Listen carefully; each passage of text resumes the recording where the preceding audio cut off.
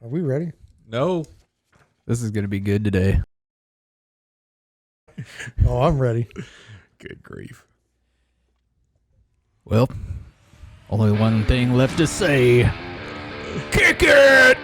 He already did. I was way ahead of you. Oh, well, good. Where have I been?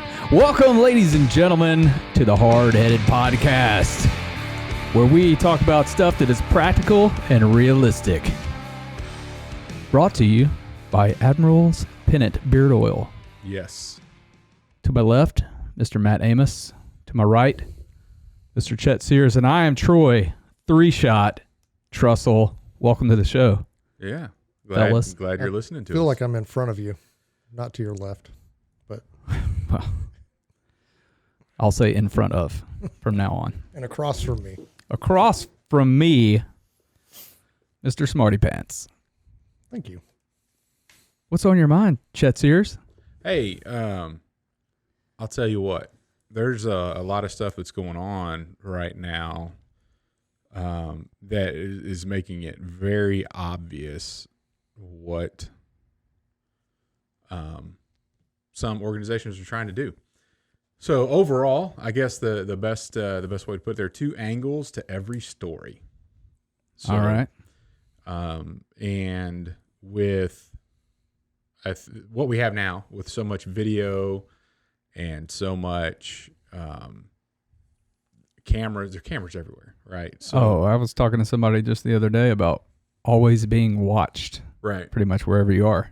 And what we're seeing, and specifically what I'm talking about is Dante Wright. So last week, there was a 13-year-old that was doing some suspicious activity. I believe it was he and another guy being accused of shooting at cars as they're driving by at 2:30 in the morning in Chicago. So a police officer showed up, and they began running, and he ended up chasing down Dante and saw a weapon. It's on video. He pulled out a handgun from his pants and turned around. And so the police officer shot him. Unfortunately he died. So it's something I'm following. We've talking about gun control and gun violence and Right. a lot of stuff that's going on. So kind of looking at it, and the first video that I saw was the entire body cam footage from the police officer. So it shows him driving, it shows him bailing out of his car, shows him chasing the individual down an alley. It shows, and then the audio comes on about halfway through. So the camera's running apparently, but the audio isn't on until they hit a button or whatever. And he's like, stop. The guy gets to an opening in the gate and pulls a gun out from his pocket, his pants or something in his right hand. Well, what actually happened is the opening in the gate, he pulled it out and turned and he threw it behind the fence and then turned around, With his hands up. had his back to the officer, pulled the gun out with his right hand, and then turned to his left, so his body covered up the action of him throwing the gun away, and turned and to face the officer, and then the officer fired one time, went over there, and immediately started CPR, called for an ambulance. This is not it's not a good thing here. I wasn't intending. Don't want this kid to die. So, looking through some Twitter feeds, and if you looked at CNN's Twitter feed, USA Today's Twitter feed, everything else, they had a screenshot of the 10th of a second where you saw him without a gun in his hand. Right. I'm talking. It was a half a second between when he had his back turned with a gun in his hand and to when he turned and faced the officer. So it wasn't drawn out. Right. So rather than show CPR or show, a completely opposite of what they're doing, the picture, the screenshot where you could see the gun in his hand, there's a camera that was across the parking lot or across the other side of the alley where you could see this happen too. Again, it wasn't a view from the police officer though. the media is showing like he had his hands up without a gun and he got shot. But if you watch the video, the whole video, and they don't show the whole video, Right. It's like, I understand. And now the debate is, well, if you want to talk about people dying in Chicago, it's not the police officers that are the number one people pulling the trigger. There's, every night there's so many people getting shot. But if you look at the situation, like the biggest problem that we have is not, in this case, that caused this is not the police officer. And I wouldn't even say it was necessarily the actions of Dante. He's 13 years old, was 13 years old. And it's 2:30 in the morning and he's got a handgun and he's out with a 21-year-old person that also had a handgun in Chicago. Like, what the heck? Recipe for disaster. I mean, why, literally, who does he live with? Like, what's his family situation? Like, that's where we should be focusing our attention, I think, is like, why are we having 13-year-old kids running around at 2:30 in the morning in a city with a gun? Like, that's jacked up. Yeah. So now you have this situation where this happened. The boy died. The cop is going to have to go through all kinds of stuff, I'm sure. Yeah. Investigation and everything. Right. Well, unfortunately, I mean, I don't know. Fortunately, unfortunately, we all know what happened. Like, there's a body cam, right? Right. Now, pre body cam, like, I don't know how this would have gone. Like, he had a gun and I shot when he turned on me, and I mean, it's actually what the video shows too. But yeah, it's I don't know. It's just the way the angle that the media is choosing to run with this story is like, hey, there was a teenager that was shot. None of the articles even mention the time of day. Like he was shot he was a unarmed teenager with his hands in the air that was shot by a cop. And if you watch the video, that's not what you're going to see. Like, that's not, it's just not. So anyway, even on the video, when you're watching a video as opposed to seeing something in real life, I mean, it's like looking at, when you take a picture with your iPhone, and what you see and what that iPhone captures are two completely different things. You typically have to go through and, you're like, in person, you're like, oh, I want to take a picture of that mountain over there. And that mountain looks huge and majestic. And, and when you take a picture of it, it looks so far away, because it's you're not seeing that visual. And so the camera doesn't capture that. And when you're in that type of situation, I mean, you're talking about split seconds of making a decision that are life and death. Yeah. And I wouldn't want to be. I do think, though, that the camera shows how fast everything happened. And it does, but then the media slows it down so they can play with the speeds that. That's my point. They didn't show. They literally right. the U.S. No, it was this, I think it was a CNN video. Literally, I think it was CBS. Yeah, it was CBS. They stopped the video on the only frame in the video where his hands were even near his shoulders. And that's right as the shot. Yeah. It bang.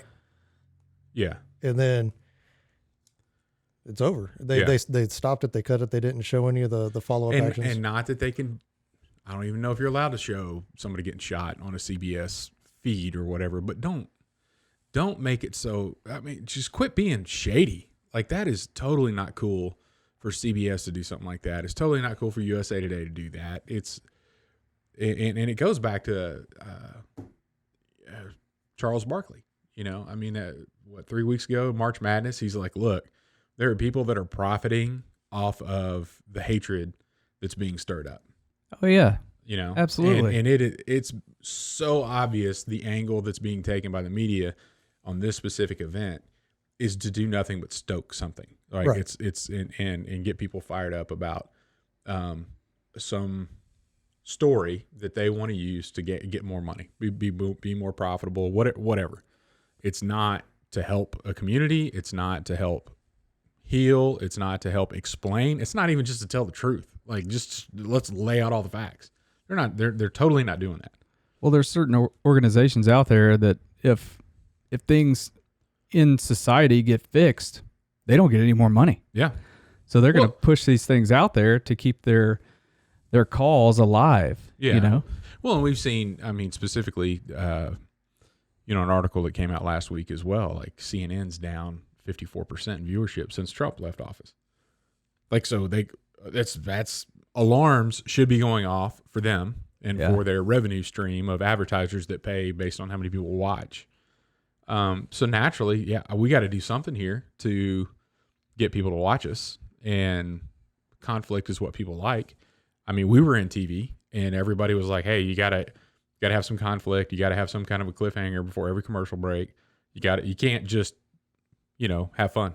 You can't just talk about stuff, and you gotta have tension. And the 24-hour news cycle is doing nothing but trying to create tension. Well, and then the 24-hour news cycle has that one story, but then they play that story 50 or 60 times during a day because they don't come up with any other actual news to report. So they're bombarding everybody's feed with the Army lieutenant who was stopped. They fill your feed with this stuff. And I don't know. It's a tough situation with the cop shooting that kid, and I know that everybody out there on, certain sides thinks that cops don't have any emotion. They're basically just robots and stuff like that. But I can guarantee you that guy is not sleeping well. When he goes home at night, he's not sleeping well because he didn't want to shoot that kid. Cops have emotions. They're not emotionless, and they're not robots. And people have to realize that they're people, and the victim was a person as well. Or the suspect or whatever we want to call him. Right? Well, and I skipped a bit. We talked about the shooting, and we talked about why is a 13-year-old out at 2:30 in the morning, and it seems like a lot of people on the right are just like, do whatever the cops say. Like, why did you run? Why didn't you stop? All that kind of stuff too. So, we skipped over talking about that, but there's a valid question as well. Like, why'd you run? Well, he ran because he's 13 years old. It's 2:30 in the morning, and he's got a gun. Like, he's scared. Yeah. You don't want to get caught with a gun. He's trying to ditch it. He was. My theory is he was trying to create enough distance between himself and the cop to ditch the gun, so that when he got caught, he wouldn't be a 13-year-old that had a gun, possession of an illegal firearm in Chicago. I mean that's understandable from that perspective. So let's back up. If we're gonna, why did he get shot? He got shot because he had a gun, and he pulled it out and turned on a cop. While the cop couldn't see, he ditched the gun. But all that happened in a half a second. Well, why was he running from the cop? Well, he was running from the cop because he had a gun. Why did he have a gun? Right. Like, why was he out at 2:30 in the morning? Let's keep asking why until you get back and you're like, well, what why should be addressed? Well, if the kid had somebody in the household that was like, dude, you're not leaving the house after a certain time. This is just not going to happen, Especially at 13. Gosh, 13. Yeah. Like my daughter's 14. Yeah. No, absolutely not. I've got a 14-year-old and a 16-year-old in my house. There's, hey, what's that? My dad used to say, like nothing good happens outside the home after midnight. Like nothing. Yeah, like, nothing good happens after 2 a.m. I don't know that, but you guys do something? A little bit of levity to the situation. How I Met Your Mother. Don't worry about it. Yeah. But it's, I think if we're going to start solving problems, I think we need to back up, especially in this case. Let's find back the root. up. Yeah. And let's start talking about why do we have kids running the streets in Chicago at 2 a.m.? Why? Like what's going on in the community there to where that's a practice like that happens? Well, and I didn't see it, so this is all secondhand information, but I believe that the parents were interviewed and they didn't seem like it was any big deal. And that's what I heard. And if that's the case, which it may or may not be, I don't know for sure, but that's what I heard because I haven't seen their interview. The problem starts at home. If that's the case, if they don't see a problem with their 13-year-old running around at 2:30 in the morning, that's a problem. And I think a lot of these problems start in the home. Yeah. Without a good family structure, without a positive male role model there to guide, even if dad's there and he's not providing that positive role model, then he's basically worthless in that position anyway. Yeah. So, and that goes back to even what Bob Hammer talked about in one of our first episodes was, it comes down to dads in the home. Yeah. And being a father, you know. So if we could, focus on that, right? In the bigger picture, like let's focus on what can it take to get kids in a position and to where they're not putting themselves in harm. And maybe it's not 13 years old, but if I cared about them when they were 13, when they're 21, are they going to be doing that? I don't know. But if we're going to invest money for all these, GoFundMes and all this, these organizations that are national, that are raking in millions of dollars, and all they're doing is protesting and causing destruction everywhere. Like, I think we should be investing in really focusing on the home and what we're doing in the home, in these communities, to create a better environment. So Agreed. That's my thought. And kind of two angles to the story to kind of, you talked about the lieutenant in the Army that got pulled over. I saw the video of the stop. And so this was like a long drawn out, probably 3-hour discussion that we had. And we had differing opinions at the time. And still do. I don't know if we completely have differing opinions, but it goes to show, because we saw one video and, it basically shows the cops coming up to his car, guns drawn, and his hand, like, get out of the car, and he's not getting out of the car. He's legitimately freaked out. Yeah, he's scared, and he's got his hands why out the are you window. going to shoot me? I don't even know why you stopped me. Yeah. Like, what's going on here? And so, and I'm like, man, if I just go back if I was stopped and if it was me. Now, of course, I'm not black. I don't know, but I have, like I told you, got pulled over for absolutely nothing and got accused, or, they said, hey, there's been, people shooting guns at houses or something like that, or, shooting car windows out or something like that, and, it was a Mustang and a Camaro. And me and my buddy were driving around, and I was driving my Mustang and he had a Camaro, and they pulled me out of the car. They put me in handcuffs and set me on the curb and stuff like that, like, get out of the car. Okay, whatever. And, can we search your car? No. No. And, but, ultimately it got figured out and they let me go. They said, hey, all right, it wasn't you. Have a good night. Okay, awesome. Yeah. But I got out and complied, and, nothing happened. So, but they also didn't have their guns pulled out pointed at you when they pulled you over. No.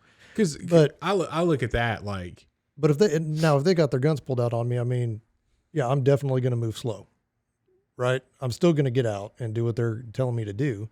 So, and that's why, I go back to, like I told you about the Army officer, I would think that he would have a little bit more bearing in that kind of situation. Like, that didn't scream, Army officer to me. Well, but you have the Army. I know you're not a big fan of the Army guys. No, I'm not. But what I'm saying is like that's the kindest thing I've ever heard you say about Army people. But like ever. But and their leadership corps is not as, their officer corps is nowhere near what the Marine Corps officer corps is. But I mean, it's I couldn't believe that hey, all right, hey guys, let's figure this out, okay? Because he was super intimidated in the car, you could tell. Yeah, but he was still being respectful. He was being polite. No, for the most part, I think he was being pretty polite. No, I don't think so at all. And so much so that like the other officer was trying to de-escalate and like put his gun away and all that, and he was like barking orders at him, like, "Don't you go close to that car?" I'm like, I'm talking about the Army guy. Oh yeah, he was really polite. Oh, you're an idiot. So yeah, I was like, because I can't understand how you're communicating. Yeah. Okay. Communication breakdown, ladies and gentlemen. Listen better. There's two sides to every story, Chet. Jeez, that's what we're talking about here. But and I get to being nervous, but So anyway, you know, we argued about He was this extremely polite. Yeah, and we argued for like 30 minutes about this the other day, you know, and so when I went home, you know, there was a video that got posted, and it was like the full, not the full stop, It but was it goes, the aftermath. it goes afterwards, you know, the cop's saying, well, you know, because everybody's saying, you know, he signaled and, you know, he pulled over, and Chet was saying, well, you know, it's like 30 seconds, you know, that he was pulling into a lighted area. Right? He wanted to go to a safer place for everybody. I mean, it's safer for cops when you go to a lit place, a well-lit place to stop the traffic stop. But, you know, and I was telling Chet, you know, I was like, how many of these videos have we seen where somebody signals, you know, and they pull over into a safe spot, and then the cop comes up, and then automatic gun comes out and bang, bang, bang. Right. Yeah. So, you know, the cops are in a precarious situation. It's just, and that's what I was telling Chet. And then we argued about why do you even pull somebody over? Like in this, we had a huge argument about tinted windows, like huge. Yeah, because he had his tags like taped in his back glass, like temporary tags, and the law in Virginia is that they have to be taped to your license plate holder. But then the guy couldn't see him. The cop couldn't see that they were taped in the back glass because the windows were tinted, and it was at night. Yeah, like that's the. Yeah, I mean, so then he's like, "Well, I'm going to pull the guy over, however late it is, because I can't." He didn't have a license plate. You know, okay. Well, I mean, if we just let everybody go, I mean, whatever, you know, what do we even have police? I mean, why don't you Liberty? Why don't you just go? A little Liberty? Why don't you just go run in Minnesota for office or something like that? But Minnesota. But the video of that aftermath came out, and the cops explained to him, and you hear, you know, hey, we've been, you know. I pulled up behind you when we pulled out of this, and we followed you for a mile and a half, you know, and which could be 30 seconds depending on how fast you was driving. Well, then he would have got a speeding ticket. Well, my whole point was after watching the second video is the police officer that was being a total jerk with a gun pointed at a guy for not having visible tags. Spent a lot of time coaching the lieutenant. Like, hey, let me tell you. This is why I did this. This is the next time, if this ever happens to you, this is how you should respond, you know, in a way, you know, it would be good. And, you know, they're like, put both your hands out your window. And he's like, okay. And he did. And they're like, okay, now get out. What? Huh? I don't know how to do that. You know, like you need to see both my hands. Can you open the door for me, please? Yeah, I mean, but he's like, hey, no, this would have been okay. You just talk through everything that you're doing. You do it very slowly, you know, and so he did a lot better. The second video gave me a different opinion than just the first one. So the angles that we're talking about, I had a more complete picture of who the police officer was. Still don't agree that we should have had two guns pointed at a guy for not having visible tags. I know that they're in harm's way every time that happens, and I know it was dark, and I know all the stuff, but I'm so happy that this is the two people that were involved in this were actually talking to each other afterwards, and nobody got shot. Yeah, right. I mean, that's a win-win, right? And it does, I think. Well, and both of them. I mean, it de-escalated once he got out of the car after the pepper spray and all the other stuff, and they're getting sued. They're getting sued. I mean, pepper spray. Who cares? Yeah. So, but we're not talking about somebody getting shot here and dying. Like that's a good thing. Right. Exactly. And I think after it was all said and done, they both approached it from a mutual respect, and they got it worked out. Which is where I think that we're lacking. Is there's respect is thrown around a lot.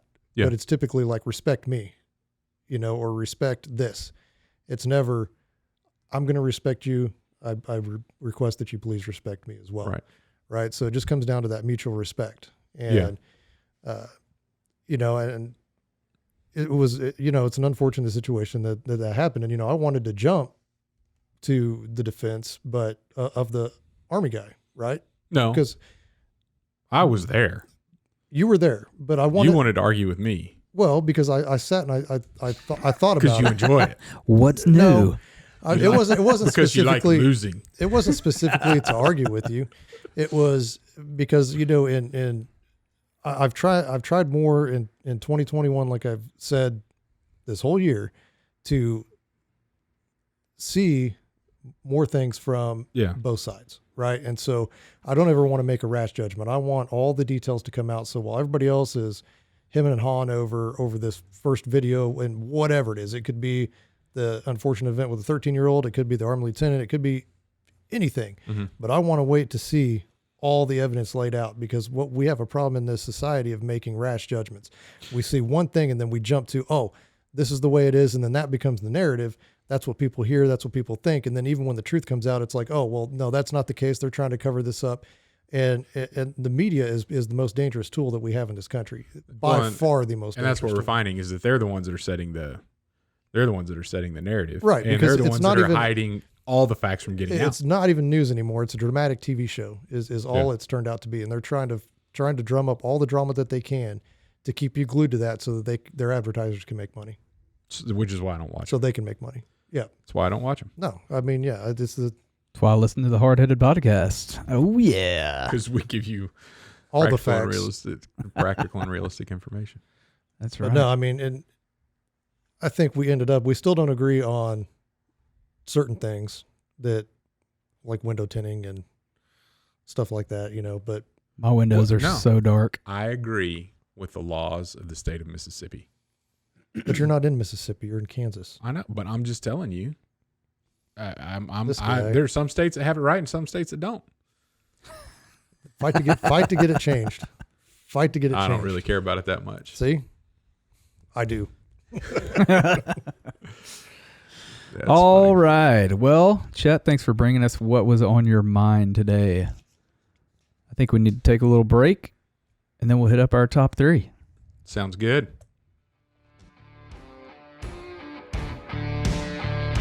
I got some Admiral's Pennant beard oil in the mail, and I tried opening it up, but then I realized it's not the lid right here. It's actually taped in the middle. So That's fancy. For those of you that are going there and buying that, all you've got to do is just open this thing up. I've got a dropper. It comes with a little bit of a... So they actually come with an orifice reducer or the dropper. Put So whatever method you couple prefer. drops in your hand and rub it in. Oh, I love that 1815, man. It smells so good. You know the good thing though? So I can't good. smell you over here. Yeah. That's good in a couple different ways. It's good because I don't stink, and it's good because this isn't overpowering. It's not like wearing cologne, but it's right under my nose, so. It's the good stuff. Smell Check that it out. AdmiralsPennant.com. Welcome back. Top 3 fishing lures. It is the lures. I don't know why I say it like that. Springtime fishing. Everybody becomes a fisherman around my neck of the woods in the spring. Like, there are people all over my neighborhood now just walking around with their little fishing backpacks. And going crazy. Must be nice. Must be. Had to have a fishing backpack. Yep. I used to live in that neighborhood. I'm not a fan of the fishing backpack. I do miss the fishing already. No So, pond in my new neighborhood. I mean, I just have your basic standard tackle box, Mm-hmm. Is the dual top open and then the shelves that pop out? So I've got one of those, and then I've got a fabric one that just has the little plastic Mhm. cases Yeah. in it, because my top 3 lures. Go for it. Let's go. Number 3. What if I want to do one and then? Then you would let Troy down. Yes. So And all of our fans. the number 3. I don't know about that. Drop a comment if you want to hear 3, 2, 1 or 1, 2, 3. I don't think anybody cares. I So care.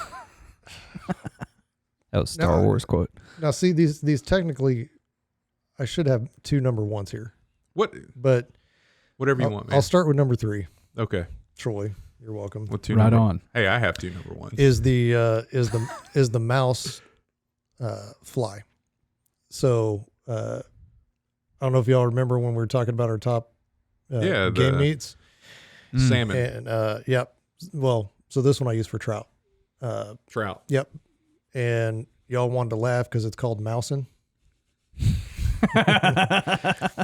Still But- laughing about. Yeah. But You didn't have to remind us. yep. But you cast the mouse fly out, and then How big is this thing? I mean, like it's 2 inches? No, it's like probably an inch. Oh, it's a baby mouse? Yeah. Okay. And I literally imagine that was like a 4-inch. Nope. Like how do you House throw mouse? that on the end of a Jerry. So fly rod? as you cast your fly out and you use the flex Your mouse out. mouse out, you use the flex in the tip of the rod Mhm. to create that motion as it swings through the current, and it looks like it's trying to swim up, but it's losing. And if you can cast that right over a rainbow or a dolly, they're going to hammer it. Mhm. And it's probably the most successful fly lure that I've ever used Lure. for He trout says ever. it weird. So number 2, Number 2, what? favorite fishing lures Lures. is I like a bobber Okay. with a weight and then a jig. Oh, okay. Okay. So, and we actually did that out with Joel. when we were fishing out with him. Yeah. And it's a lot harder to do when you're trying to tell a blind guy when to Set the hook. Because, I mean, he set that thing like molasses. I mean, it's like, set your hook. Like, no. I mean, Like a sloth. set the hook. Because, he's used to saltwater fishing. Yep. And in saltwater fishing, I mean, the hook basically sets itself. But You don't set the hook. You just start reeling. Yeah, you Like, just that's- wait for it to go zzz. And then you start reeling. Yeah. so, and I've always been successful with that jig, just letting the current kind of take it and let the waves make that jig do its motion Mhm. and let the fish do what they may. And my number 1 shocker is a hook, a weight, and a minnow, Oh, yeah. or liver, or shrimp, or Hot dog. hot dog sprayed with WD-40. I But- busted a myth for him. I did have a myth busted today. I thought WD-40 had fish oil in it, and then that's kind of what created like a little slick. sheen. Yeah, like when feeder fish come up and it creates that little slick on the water. Yeah. Sheen. It's a slick, whatever, same thing, but it kind of does the same thing, and it really works. But I actually went to WD-40's website, and they have a section of myths of WD-40. And Oh. the number 3 That's awesome. was fish oil is in WD-40 because it is a successful. Like they talked about people that spray their baits in lures, Lures. like to keep them from rusting or whatever else, that they get better hookup after they spray. They get more bites. Ah. And Matt's like, "Oh, I've sprayed them on hot dogs. I've sprayed WD-40 on hot dogs because of the fish oil." They're like, well, it's not fish oil. Mineral oil. Still oil. Mineral whatever. spirits is what they say online. It's oil. Spirits. Because I actually had to look up a study, because now that I've been disproven, I had to go back and I had to look, and there was an independent study done where somebody sent WD-40 out to lab and had it analyzed, and it was mineral oil. Whatever. I don't know They what say mineral spirits on their I mean, website. I don't know what spirits. I mean, that sounds Oil. like alcohol to me. But Oil. whatever. So live bait basically is your number 1 fishing I prefer lure. live bait because if I'm not fishing for salmon or trout, Mhm. I'm trying to do either crappie or catfish. Yeah. And catfish, I just have a lot better luck with live bait or cut bait or whatever it is. I'm with you. Yep. Well, how about you, Troy? Top 3. So top 3. Number 3, I'm going to go with crawlers or worms. Yes, this is a live bait. Okay. Like night crawlers, Night crawlers. Yeah. which is a worm. Yes, correct. So the ore wasn't really needed. Well, you can buy, Get red worms. if you go to Walmart, yeah. you can get red worms or crawlers. Or glow in the dark worms. There you go. Yeah. There's like a whole host of options there for you. Yeah. So, because I like to fish for crappie and brim, as we call them down south, but Sunfish, up here they're bluegill. sun Bluegill? perch, sunfish, I don't know. bluegill. Yeah. So, and I've had best luck with worms, fishing for those. Yep. Number 2, shiners, another live bait. So where I fish, a shiner is different than a minnow. Are you talking about a minnow or a shiner? I've just always called minnows and shiners The same thing. the same thing. So on Lake Fork, a minnow is small and what you crappie fish with, and a shiner Is it biggin? is like 4, 5, sometimes 6 inches long, and is like huge, and that's what you bass fish with, like for live bait. So minnow, crappie, shiner, bass. Well, then I would use minnow. Minnows. Okay. Yeah, for crappie. Because for bass, I normally 85% of the time am using my number one chartreuse spinnerbait. Yes. And that's what I use pretty much all the time. Yeah. I've never had good luck with topwater baits or anything. Mhm. Just always had good luck with the spinnerbait, so I stick with it. Yeah. Probably has to deal with like the time of year and stuff I'm fishing, but I don't know. Spinnerbait is I don't know. a staple. It is a staple. It's pretty. I mean, I've caught bass on it almost every time I've gone out. Mm-hmm. So See, I've weeded all that stuff out of my tackle box pretty much, from rooster tails to the Rapalas to the Rebels to you name it, all gone.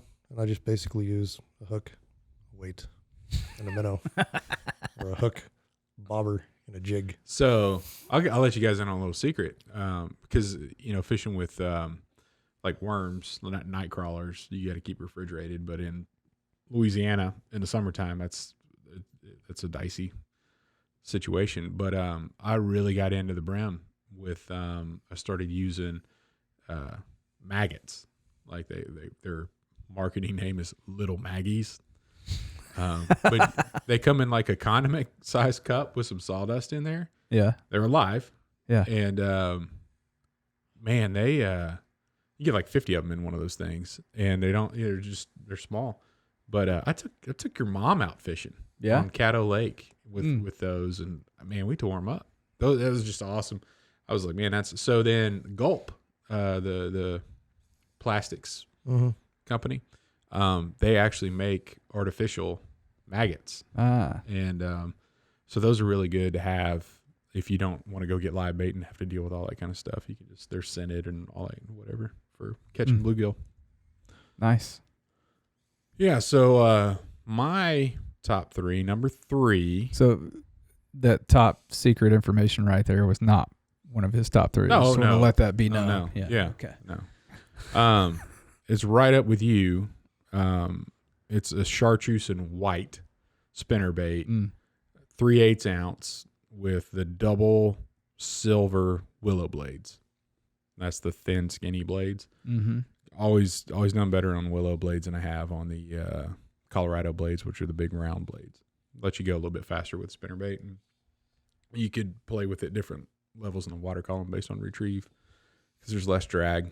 So, and for every one of these, this like I'm kind of crazy. I'll have, I don't know, 2 or 3 of them that I've used that I will have in my tackle box, and then I'll have 3 or 4 or 5 in a package unopened just in case something happens. I've got plenty of these. Yeah, I've gotten hung up a few times, had to clip the line. Yep. Always good to have an extra. Or 2 or 3. That might be why I go with hooks, weight, and a minnow. Yeah. It's not like when you go, Because if I go spend $5 for a lure and I lose it in a tree, I'm upset. I've probably got $1 million hanging in my trees on my pond. million. Yeah, but if you have like 6 of them in your tackle box, it's like, it doesn't really matter that much. It's not like I have to go spend $5 now. Yeah, but I have. By the time more. I'm done, because I want to hit that spot, because I'm hard-headed You about need to it, practice more. and You need to I will practice. have 6 of them in the same spot. That's in that that's a problem. one tree. So number 2, a rattle trap made in Alexandria, Louisiana, by the way, by Bill Lewis Lures. One of my favorites, actually number 2. But the chrome blue bleeding shad pattern. So it's got mostly chrome body, and it's got some red dots on it like it's a wounded bait fish, a chrome blue back, and then the hooks on this one are red. which is that's my favorite pattern.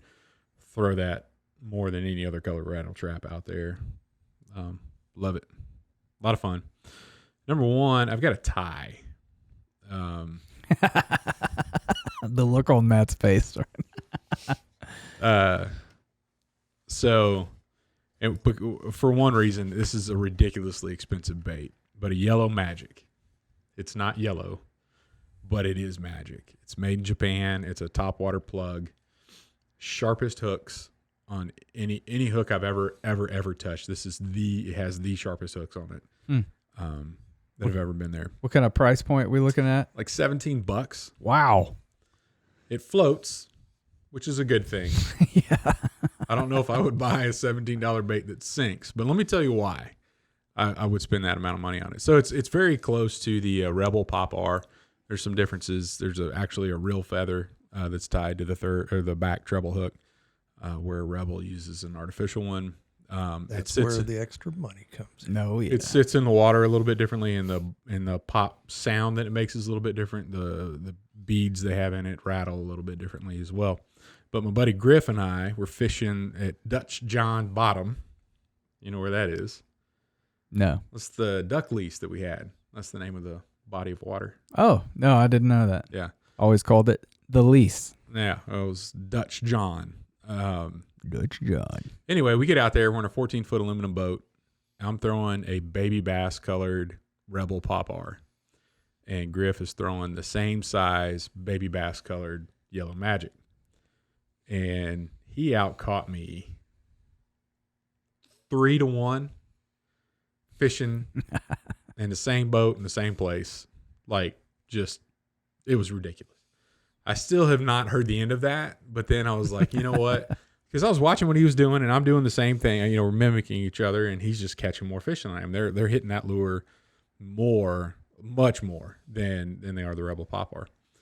So I'm like, okay, guess what I'm going to do? I'm going to spend like $17 on a stupid fishing lure. And, man, I love them. So I've got several now. The color I've had the most success with is the smoked shad. And to, you know, kind of a little bit of justice, Griff and I were fishing together again, Lake Fork. We both had the Yellow Magic tied on this time. And I'm catching, I don't know, I probably had 6 in the boat, 6 that I've caught. And he hadn't even got a bite. And he's getting upset. I mean, he's getting so mad. And I'm paying attention to what I'm doing and what he's doing differently. And after, like, that 6th fish, he's just like, that's it. What am I doing wrong? What's different? What are you doing different? We got the same. And we did. We had the exact same fishing lures tied on.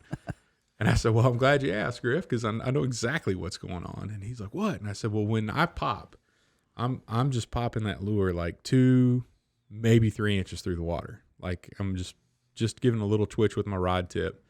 And that's what the fish are wanting. And I said, because I vary that, and how many pops you do, how far you pull, all that kind of stuff. And then when I get a bite, I just repeat that. That's kind of my process. Well, he's like, so, and I said, when you're doing it, you're pulling it like 6 to 8 inches. Like, you're really ripping that thing through the water.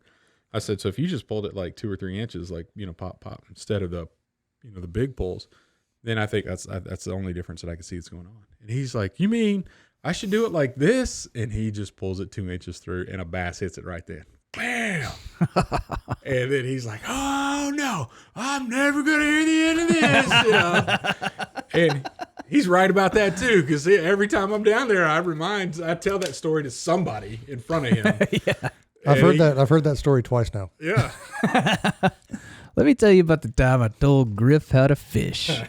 So anyway, so tied for that. If you don't want to spend $17 on a fishing lure, if I haven't sold you on that one, topwater is still so much fun. And the Super Spook Jr. by Heddon, Zara Spook is another name for it, but in the Lake Fork shad color. It's one of those stick baits that you kind of walk the dog with, you know, back and forth when you pop it through. I caught so many fish with that thing. It's just a blast. And the Lake Fork shad color is kind of hard to find, but I've got a lot of confidence in that bait. So if you want to go topwater and you don't want to spend $17, that would be the one I do. Nice. That's my top 3. All right. I like that. I might spend $17.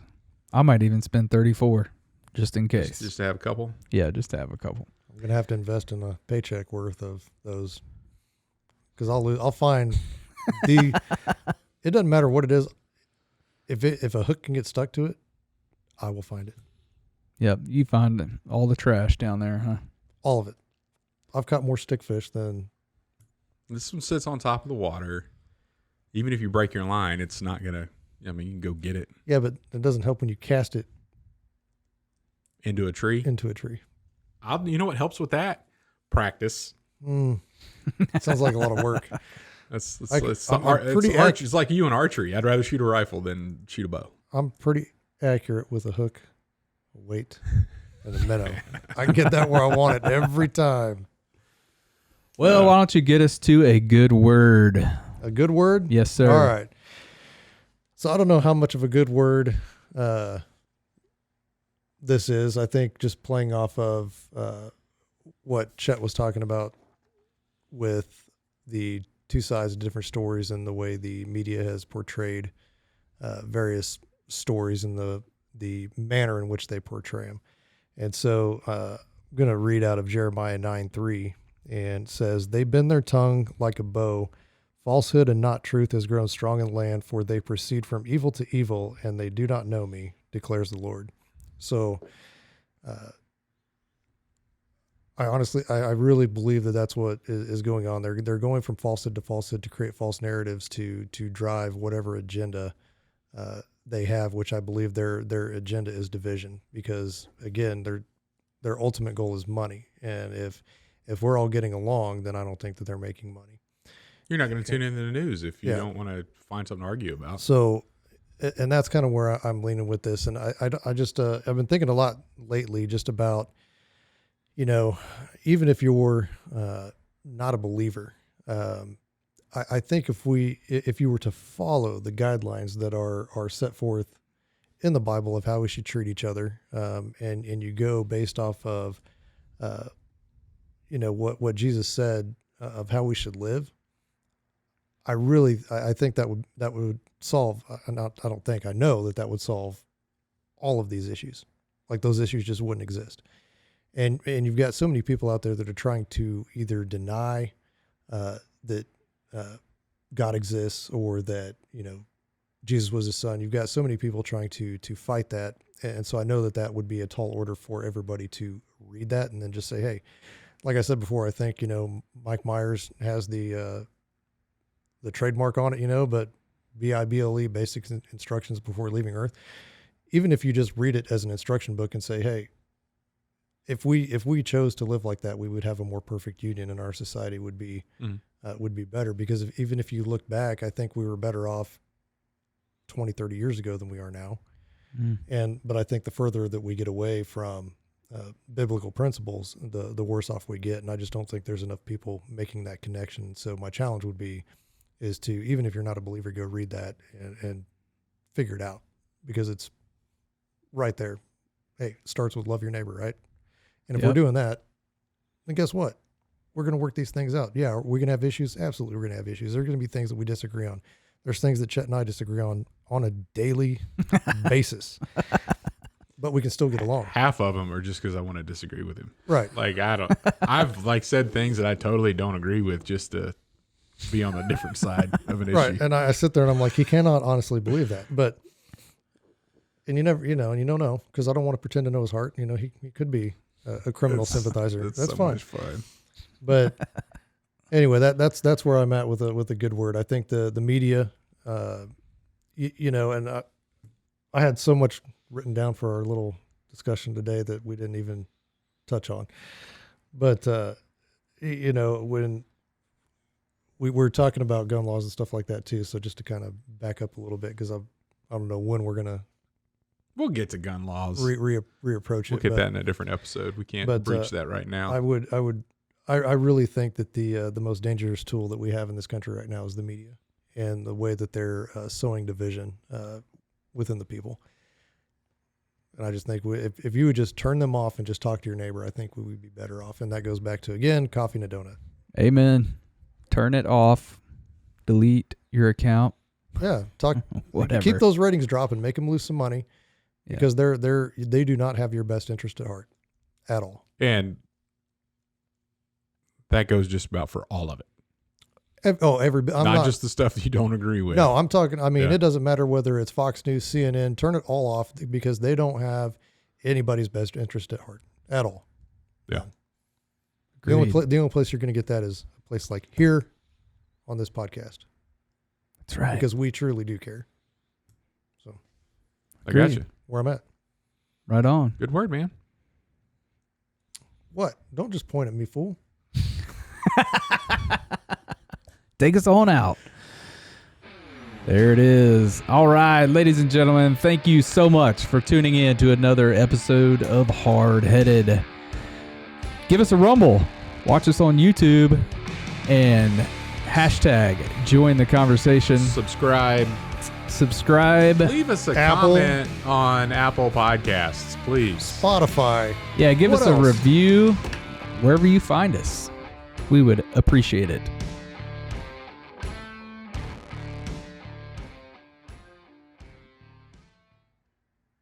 Great job, Matt.